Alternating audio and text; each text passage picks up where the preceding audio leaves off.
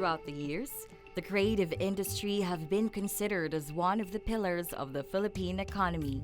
In fact, in 2020-21 Philippine Statistics Authority data indicated that the creative sector contributed approximately 7.3% to the country's gross domestic product and provide jobs for 6.98 million Filipinos. Among the various creative sectors in our country that provide employment opportunities, the ballet industry is recognized as one of the most successful in the Philippines. Founded in 1986, the Philippine Ballet Theatre is considered as one of the premier performing companies in the country. Philippine Ballet Theatre started 37 years ago. Originally, it was under another name.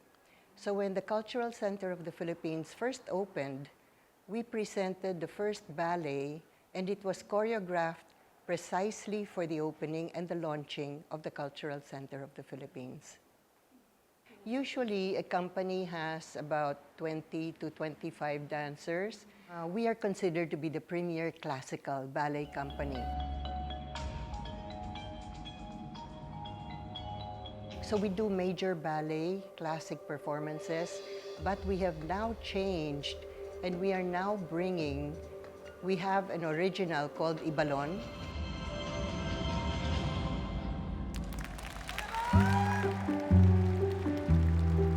We have 3 major shows, usually end of July. It was much easier to get sponsors at that time. Among its talented roster of dancers, Matthew Davo is one of the seasoned members of PBT. He began his journey into the ballet world at an early age. So nagka-interest ako ng ballet dancing dahil sa minomotivate ako ng aking #1 supporter, ang aking mother. 2010. Naging company scholar naman ako sa PBT.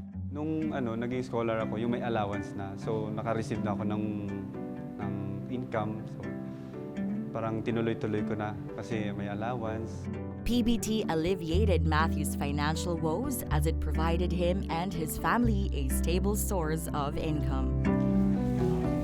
Yung first ever show ko sa may CCP, tuwa ako kasi habang sumasayaw ako nakikita ko yung ang ganda ng stage, madaming nanonood, madaming nagpapalakpak. So doon ako parang namomotivate ko yung sarili ko na, ay, ang ganda pala mag-perform dito. Despite encountering challenges, Matthew persisted, understanding that these obstacles should be treated as stepping stones towards reaching his dreams. Metro Manila ground to a halt when the government imposed the strictest lockdown. In the wake of the global pandemic, the entire way of life underwent a profound transformation, affecting not only the people's daily routines, but also how we interact with other people. Consequently, the Philippine Ballet Theatre endured hardships, echoing the challenges experienced by many Filipinos, including individuals like Matthew, whose lives took an unexpected turn. From gracefully dancing on stage, he was left with no option but to stay at home. But as someone deeply immersed in the art of dance, Matthew found a way to sustain his passion. Matthew strived to impart ballet lessons through online platforms. But over time, his students gradually disappear because school started. Dumating na yung ACAD, then nag-conflict na yung schedule ng mga estudyante. So that time, parang nawala na rin yung mga students. Siyempre nawala na ng income, so lahat kami, parang kailangan na rin nating mag-isip na paano magkumita. In response to the financial constraints arising from the pandemic, Matthew and his family conceived the idea of establishing a fruits and vegetable stalls. Meron kaming motor, doon ko kinakarga yung mga paninda ko. So dating parang lead dancer, naging delivery driver. Naging delivery guy na lang. Yung dream mo, parang biglang naglaho na. Aside from multitude of Filipinos that suffered during the pandemic, even well-established companies failed to escape the challenges of a lockdown, as exemplified by the Philippine Ballet Theatre. Now, it was the pandemic that really killed practically all the artists. I can only speak for Philippine Ballet Theatre, but I know that everybody went through the same suffering that we did. I cannot think of a single positive thing to say about that particular point in time. Everybody was having a terrible time. They couldn't earn anything. They were looking for different ways of earning money. The board of Philippine Ballet Theatre supported them for 1 year with food allowances. There was no income at all because nobody could sponsor you. Nobody asked for any shows. So we didn't know what to do. We also thought we would have to close the company down because we had no money, zero. And I couldn't really ask the board to keep putting funding because we couldn't have any shows and they couldn't afford to keep on giving every month. As a president, you cannot but be sad. For about 3 years, the ballet company struggled financially, losing project opportunities, profits, and dancers left and right. With all of these challenges, PBT President Marilu Magsaysay audaciously uplifted the company, hoping her efforts will revive the Philippine Ballet Theatre. My mentality is go wherever you have to go and just try and make it work.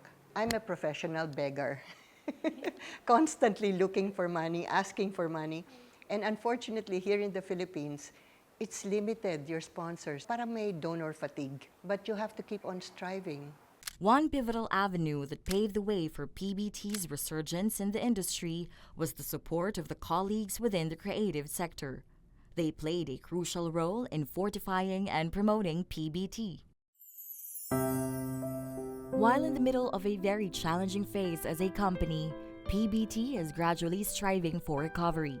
Their shows, both locally and internationally, are slowly making a comeback. We're getting back on our feet now. 3 years is a long time for being down, and usually you never get up. I know there are some businesses that just never came back. Never give up. Try and deal with the problem and just keep moving forward and never stop praying. Because I think without His help, there's no way we could have done this. Yun yung nilolook forward ko, makapag-perform pa sa iba-ibang lugar. Kasi dahil, siyempre ako, parang tumatanda na, ganun. So, ini-enjoy ko yung mag-perform pa habang kaya, habang bata-bata pa. I'm looking forward to bring our culture to the world. And everybody was telling us this. I was having ambassadors come to me and say, that was fantastic. We need to have a cultural exchange. That's my dream. As we emerge from the shadows of the pandemic, the creative sector's journey serves as a testament to human resilience, adaptability, and a deeper integration of creativity into various aspects of life. As the entire world continues to heal, the creative industry is slowly getting back on its feet. It is dynamically molding a future that is vibrant, interconnected, and rich with artistic expression.